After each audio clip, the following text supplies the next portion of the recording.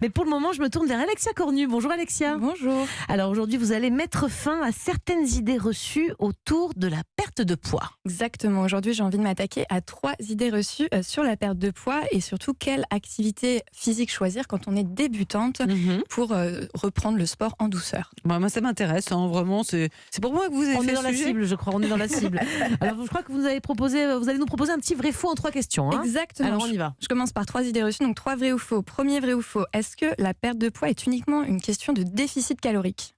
Faux. Moi je dirais faux. Moi, un petit peu quand même. Il faut qu'il y ait moins il faut qu'il y ait plus de dépenses que de. Vous avez vu, elle c'est pas très clair chez elle. Ouais, C'est pour ça qu'elle y arrive pas. Exactement. Alors. Souvent, une idée reçue qu'on a, on pense qu'en fait, il faut que la balance calorique soit déficitaire, Mais c'est pas c'est-à-dire qu'entre les apports et les dépenses, il doit y avoir un déséquilibre. Eh bien, pas forcément, non, donc c'est faux. D'autres facteurs qui augmentent le stockage des graisses peuvent influer énormément, et donc ce n'est pas uniquement une question de déficit calorique. Il y a également la dette de sommeil, par exemple, qui peut rentrer en compte, et des personnes qui vont stocker du gras parce que nous, le c'est corps que ça, est c'est que le sommeil, parce qu'on mange rien de gras.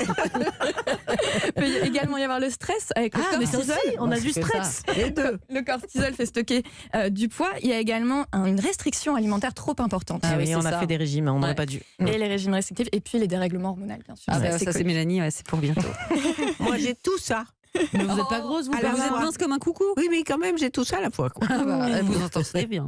Alors, le deuxième vrai ou faux, On est-ce y que va. si je fais plus de sport, je vais forcément perdre du poids ? Oui. Bah, moi, je dis non. Faux. Eh bien, Alors. c'est faux. Ah, vous avez raison, Effectivement. Julia. Ah ouais. J'en fais beaucoup de sport, je peux vous le dire.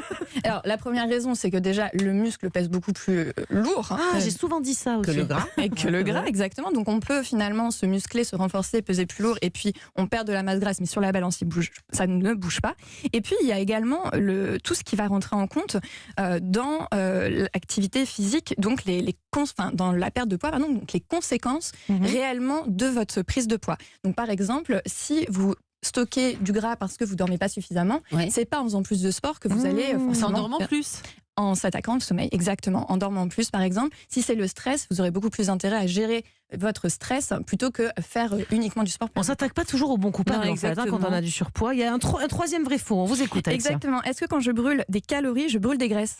Bah oui, forcément. j'espère. On peut brûler du muscle, c'est possible ça Parce que vous les brûlez, vous. On peut brûler des poubelles, on peut brûler des... Qu'est-ce qu'on peut brûler Je sais pas. Alors c'est faux, mais on brûle pas du muscle. Ah. Les calories, c'est une unité énergétique. Donc en fait, on peut brûler des calories, mais brûler des sucres ou alors brûler des graisses. Ah, Et c'est va ça pas que je voulais forcément dire. être la même C'est pas- chose. Mais le muscle, on peut pas le brûler. Non, le muscle, on ne le brûle pas. Il chauffe par contre, mais on ne le brûle pas. Donc, ce qu'il faut savoir, c'est que quand on fait des activités qui sont très intenses, donc des activités qui sont cardio, le corps va avoir besoin d'énergie tout de suite disponible, et à ce moment-là, on va aller brûler plutôt des sucres. Alors que, à l'inverse, quand on fait des activités plutôt d'endurance, Donc rien ne sert de courir en fait. Pour me Bah, pour Marcher, faire- marcher, Il faut marcher. manger à point. exactement, il vaut mieux faire des activités qui vont être plus douces, plus longtemps. C'est vrai et qu'avant qui on vont pensait taper que dans pour la maigrir il fallait faire du cardio à fond. Maintenant on sait qu'en fait le renforcement musculaire, ces choses-là, en fait s'il y a du muscle, le métabolisme ira plus vite et c'est comme ça qu'on maigrira. Exactement. En fait, ce qu'il faut savoir, c'est que la masse musculaire, elle augmente le métabolisme, et donc ça permet finalement de brûler plus d'énergie au quotidien sans forcément faire plus d'exercice, juste avec une masse musculaire qui est plus importante. Ah bah c'est cool ça. Merci beaucoup Alexia.